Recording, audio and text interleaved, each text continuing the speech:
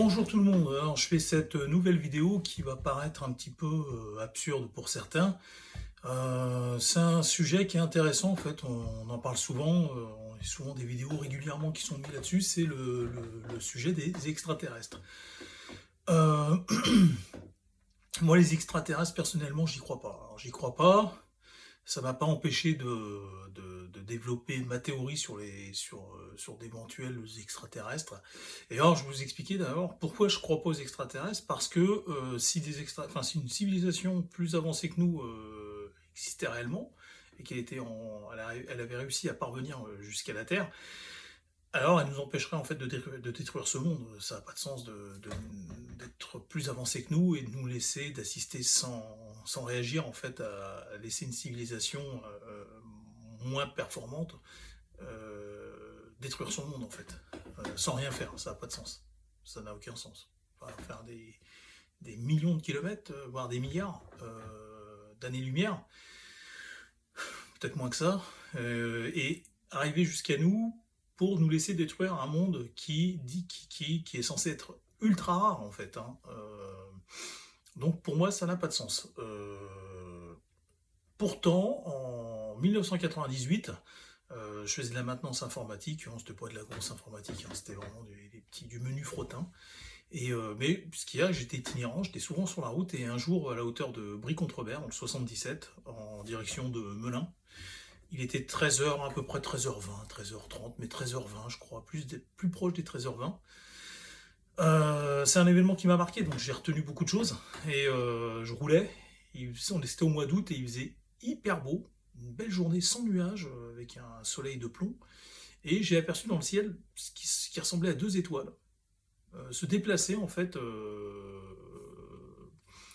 droite à gauche et revenir et revenir. C'était un balai aérien comme une espèce de configuration, pas configuration, oh putain, excusez-moi, un balai aérien, quand on fait, il y a deux objets qui font exactement la même chose. Oh putain, excusez-moi, j'en perds mon latin. Ça va me revenir. Et donc, ces deux objets en fait ressemblaient à des sphères lumineuses, mais je sais pas, ça se trouve ils étaient peut-être carrés, ils étaient peut-être triangulaires, ça se trouve ils étaient peut-être plats, on sait pas. Mais c'était tellement brillant c'est vraiment comme deux étoiles en fait en plein jour. Et ça allait d'un bout à l'autre du panorama, c'était fou parce que des avions peuvent pas faire ça. Tourner aussi vite, revenir sur leur pas en fait, enfin sur leur pas, dans le ciel, des hélicoptères encore moins. Et quand j'ai vu ça, j'étais époustouflé en fait. Et j'ai pas forcément pensé à des extraterrestres, je me suis dit, on nous cache quelque chose. C'est-à-dire, l'État français nous cache une technologie en fait. Ils ont une technologie entre les mains qu'ils ne veulent pas nous montrer en fait. Donc voilà à quoi j'ai pensé tout de suite. Et après, j'ai commencé à m'enseigner, à collecter des vidéos, alors qu'avant je le faisais pas du tout. Donc, dès 98, j'ai commencé à, à regarder autour de moi, être plus à l'écoute de ce genre de phénomène. Et j'ai vu une vidéo une fois dans un documentaire qui s'appelait Les ovnis de la guerre froide, qui avait été diffusé par Arte, je crois. J'ai vu en fait une séquence où on voit en fait cet objet, en fait, c'est le même, exactement le même. C'était tourné, je crois, en Norvège. C'est l'armée norvégienne qui lançait un missile. Et lors du lancement du missile, en fait, il y a une espèce d'objet lumineux, en fait, comme une étoile, en fait, exactement ce qui s'apparente, enfin, c'est pas s'apparente, c'est exactement ce que j'ai vu, qui tourne autour de l'objet, comme si l'objet était immobile, en fait, comme si l'objet ne bougeait pas. Et en fait, le machin tourne autour, il redescend le long. Vous imaginez, un missile, ça se déplace à Mach, je sais pas combien, même quand il est en phase de lancement. Et il est déjà à 800 km/h. Hein, et donc, en fait, l'objet se déplaçait autour comme si le missile était immobile, en fait. C'était une démonstration de force. Et donc, l'armée norvégienne n'a jamais su ce que c'était. Je crois que c'était suédoise ou norvégienne. C'était des Scandinaves. Et donc, ils n'ont jamais su ce que c'était. Par contre, ce qu'on a vu, c'est que c'était une démonstration de force, en fait. Cette chose, enfin, qui manipulait cet objet voulait nous montrer en fait à quel point nous étions faibles. Il fallait pas se croire fort en fait. Il fallait surtout pas se croire fort en fait qu'on était faible. Alors je me suis dit, mais il y a vraiment enfin, c'est une technologie qui existe quoi, manifestement. En plus, j'ai entendu parler des Foo Fighters après. Donc c'était aussi des objets très lumineux qui suivaient les objets, pas les objets, les avions pendant la Deuxième Guerre mondiale. Plusieurs aviateurs ont vu ce qu'ils ont appelé plus tard les Foo Fighters, des lumières qui les suivaient. des objets très lumineux qui les suivaient, sans qu'on puisse décrire à quoi ressemblaient ces objets lumineux, en fait, hein. Parce qu'ils nous éblouissent, en fait. C'est comme des petits soleils, des petites étoiles, hein. Donc tout est dit. Et donc, j'ai, à partir de là, commencé à mener mon enquête et à essayer de comprendre, avec un peu d'imagination, qui pouvait être derrière tout ça. Et vu que je ne crois pas en l'existence d'une civilisation qui viendrait d'ailleurs pour nous rendre visite et qui assisterait à notre autodestruction sans réagir, c'est complètement débile, ça tient pas debout. Je n'y crois pas, je me suis dit peut-être que finalement, ce qu'on perçoit comme des extraterrestres, c'est peut-être un type humain, un genre humain, bien de chez nous, de la Terre, qu'aurait peut-être, je sais pas moi, 700 000 ans d'avance sur nous, en fait. Mieux organisé, donc ils perdent pas de temps. Ou alors peut-être même 1 million d'années. Hein. C'est un genre humain qui aurait plus d'avance sur nous, tout simplement, et qui se cache parmi nous, ou dans un coin du monde auquel nous n'avons pas accès. C'est juste, alors attention, c'est juste une hypothèse, d'accord? Moi-même, je n'y crois pas. Mais dans le cas où ça serait possible, je vois que sous cette forme-là. C'est-à-dire que si une civilisation arrivait à se dissimuler parmi nous, et qui serait plus intelligente que nous, alors forcément, elle serait plus ancienne que nous, enfin plus ancienne. Elle aurait eu, oui, je pense qu'elle serait plus ancienne. On sait que l'Homo erectus, en fait, c'est, je crois, l'Homo erectus, il me semble que Lucie, c'était un Homo erectus, c'est la forme d'hominidé la plus ancienne, il me semble, hein, je ne veux pas dire de bêtises. Il y a peut-être l'homme de Toumet, qui est encore plus ancien, mais la station debout, en fait, c'est l'Homo erectus.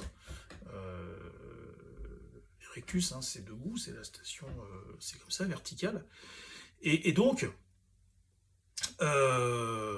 l'érection, c'est quelque chose qui se lève, d'accord, sans passer par du sexuel, bien évidemment. Et donc, l'Homo erectus, il y a peut-être plusieurs formes d'Homo erectus, et dont une famille d'Homo erectus qui a évolué plus vite que les autres, dans un coin, et qui nous a supplantés, en fait. Bon, pour moi, il n'y a que ça. Ou alors, il y a un deuxième scénario, ça serait qu'en fait, on nous ment, on nous manipule. Alors encore toujours, c'est juste une hypothèse complètement, qui peut paraître complètement farfelue, mais ça reste une hypothèse, tout est permis dans les hypothèses. Tant qu'on part du principe que, tant que c'est une hypothèse, ça ne peut pas être du sérieux. Parce que ça n'a pas été démontré, c'est pas démontrable pour l'instant. Ça ne peut pas être démontré. Et donc, alors on nous manipulerait, une civilisation extraterrestre qui viendrait d'une autre planète, nous manipule, a pris le contrôle de nos sociétés, et nous fait croire en fait qu'il n'y a qu'une seule planète, c'est la planète Terre, mais qu'en fait il y en a plusieurs en fait, autour de nous. Voilà, il y a plein de planètes autour de nous habitables, mais on nous fait croire qu'il n'y en a qu'une seule. Dans l'optique de se servir de nous faire construire des choses pour eux, en fait. Par exemple, dans nos usines, on croit qu'on produit des choses que pour nous, et alors en fait on les produirait pour moult, des personnes encore plus nombreuses que nous, si ça se trouve, ou moins nombreuses, qui vivent dans le luxe. Peut-être qu'ils sont moins d'1 milliard, je sais pas, c'est juste une hypothèse. Peut-être qu'ils sont 20 milliards, je sais pas, c'est toujours dans le cadre de l'hypothèse. Et donc ils nous manipulent et ils nous font croire qu'on est tout seul, et qu'en plus, comment expliquer ça, qu'il n'y a pas d'autres planètes habitables, il n'y a que celle-là, en fait, pour qu'on ait peur, j'en sais rien. Ou alors, eh bien, qu'une autre civilisation, bien de chez nous, qui ne soit pas du tout extraterrestre, mais un cousin du genre humain, en fait, un Homo erectus qui a évolué plus vite, qui a plus d'expérience, qui peut vivre parmi nous, parce qu'on ne peut pas le reconnaître, et qui nous manipule, en fait. Enfin, on peut le reconnaître.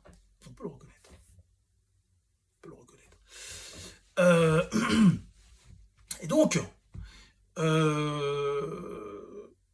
en fait, attention, quand je dis on peut le reconnaître, c'est toujours dans l'hypothèse. Hein. Je ne suis pas en train de vous dire qu'il y a des Homo erectus plus évolués que nous, enfin, qui ont évolué plus vite que nous, des Homo sapiens maintenant, qui vivent parmi nous, qui nous manipulent. Je ne suis pas en train de dire ça. Attention, ne rentrez pas dans ce truc. Hein.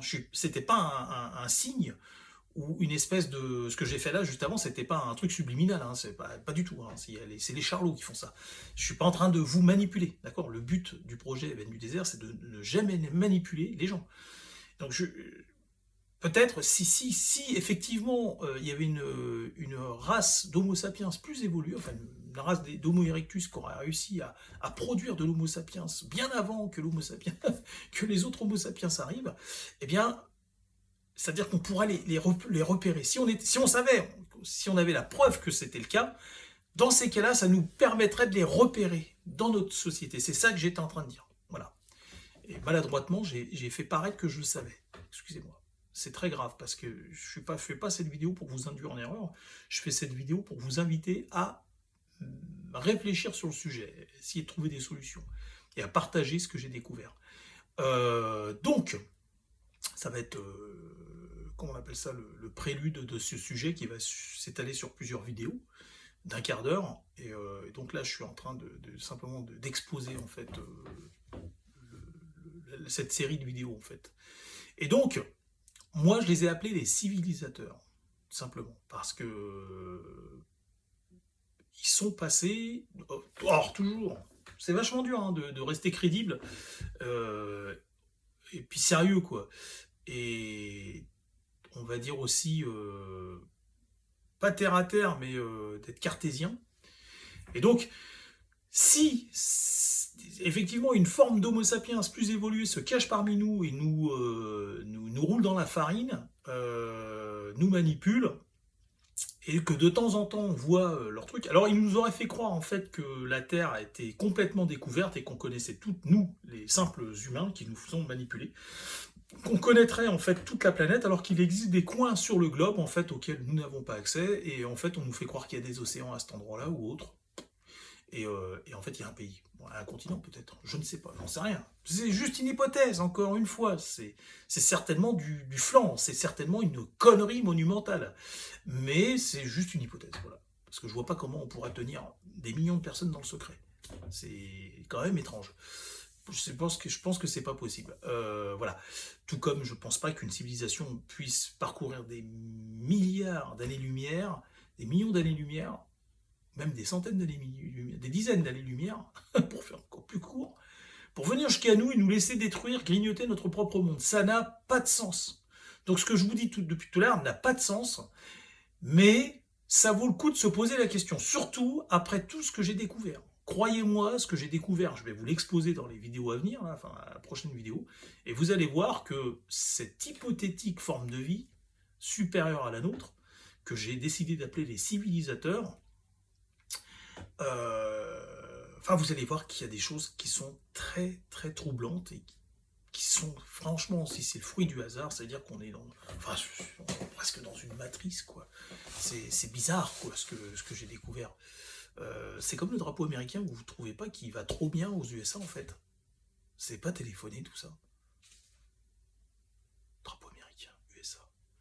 C'est bizarre, non? Drapeau américain, s'il avait une autre gueule, genre le drapeau de la Belgique ou du Cameroun, ça ferait bizarre quand même. Ce serait. Alors bon, on s'y ferait, on dirait, c'est une grande puissance, mais c'est. Je sais pas, il a des étoiles, il est beau, quoi. Il est particulier, le drapeau américain. C'est quand même bizarre qu'il colle autant. Il y a des trucs bizarres, un peu téléphonés des fois. Enfin, ça, on en reparlera plus tard, c'est encore un autre sujet. Mais ce que je veux dire par là, c'est que ce que j'ai découvert, si c'est pas une forme, une civilisation qui est derrière tout ça, quelqu'un qui est derrière tout ça, c'est vraiment bizarre. C'est encore plus troublant en fait. Ça serait plus logique et moins surnaturel et moins, serait plus normal et ce serait pas extraordinaire que ce soit finalement effectivement ces hypothétiques civilisateurs qui seraient derrière tout ça, que ce soit juste le fruit du hasard. Vous voyez ce que je veux dire? Vous comprenez mon raisonnement? Bizarre. Bon, enfin voilà, j'ai fini cette vidéo d'introduction et je vais attaquer les prochaines pour vous montrer mes découvertes en matière de civilisation supérieure qui seraient éventuellement cachées, soit parmi nous, soit ailleurs, soit dans des vaisseaux, j'en sais rien. Toutes les possibilités restent ouvertes, il ne faut pas être fermé non plus. Mais je vais vous montrer toutes mes découvertes, toutes les découvertes que j'ai faites depuis 1998 en fait. Le projet Veine du désert, j'ai commencé à développer ça en 95, 96 et 98, tout ça là, enfin, j'ai commencé à bûcher là-dessus, parce que moi je suis comme ça, il faut toujours que je m'occupe. Et en 98, suite à ces deux sphères, ces deux objets lumineux que j'ai vus en plein mois d'août, en plein Cagna, comme on dit, virevolter, et je me souviens toujours pas du nom, c'est une c'est pas une configuration, c'est une bon, c'est pas grave. Des objets qui bougent pareil. En même temps, vous savez, comme deux danseurs qui bougent pareil. Ça me reviendra. Bon. Bah, je vous dis à bientôt pour la prochaine vidéo sur les civilisateurs.